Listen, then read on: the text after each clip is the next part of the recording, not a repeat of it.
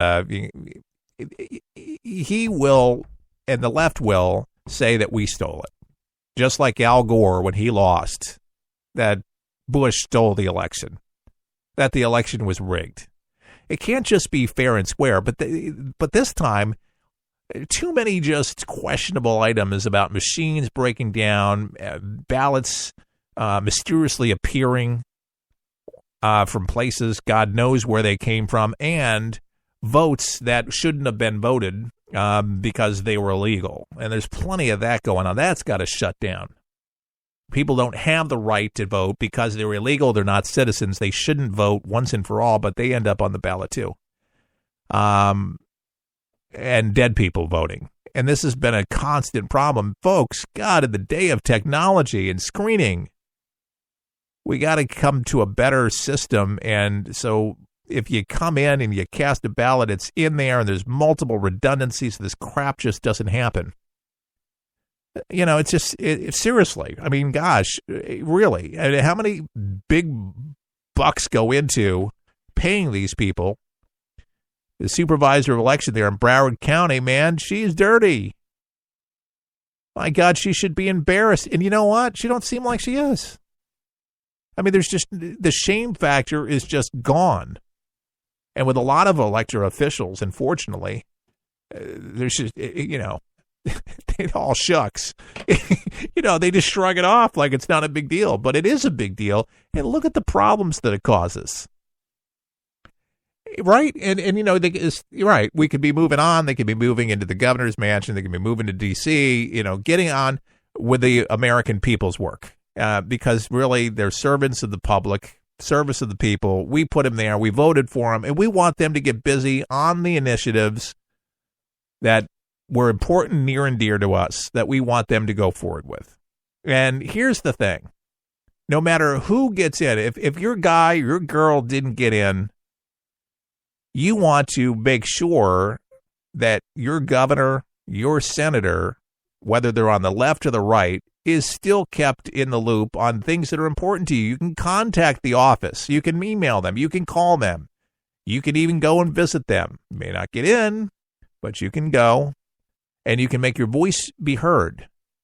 And proactiveness is good. Why do a lot of people just feel that they can just get immobilized during the midterms, during a presidential election? It's good that people get involved during those times, but how about when the vote, you know, you're not voting for them, but an issue is coming up on Capitol Hill. They're voting on something there that's really important because it's going to become law. And a lot of people are not involved during those times. And I'm telling people need to get involved during the off time, after the off season. You know, when the football game is over and the Super Bowl and that team's won, you know, thinking about next year. You can't, there's no taking off. You know, it's difficult. I will give you that. To keep up with all the shenanigans, especially in Washington, D.C., because there is such a disconnect between Main Street and, unfortunately, Washington, D.C. That's just something weird that happens. I don't know if it's the Potomac crossing over those bridges. I don't know what it is. But there is a swamp over there, and what Trump has to contend with, it's not easy. Because you got people in your own administration putting you under the bus. And everybody's vying for power. Everybody wants a piece of that power, and they'll do whatever it takes. Good example, NBC scandal. Not just about affairs or whatever, but how scandalous the White House can be. And, you know, it's not so far-fetched.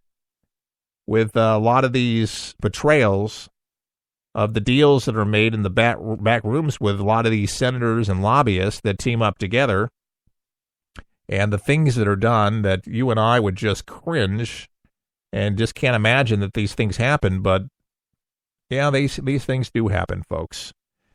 But these are the people we put in charge. And we need to pray for all of our elected officials. I'm convinced of that because they make some pretty darn big decisions for all of us on a local level and a national level. It affects every single American. So we should be interested in that process all the time. And not just some of the time. Just because you got them into the office, there's no accountability. No matter who is in there, keep them accountable, but don't be making things up about them. Hope for the best and keep them accountable, but be respectful.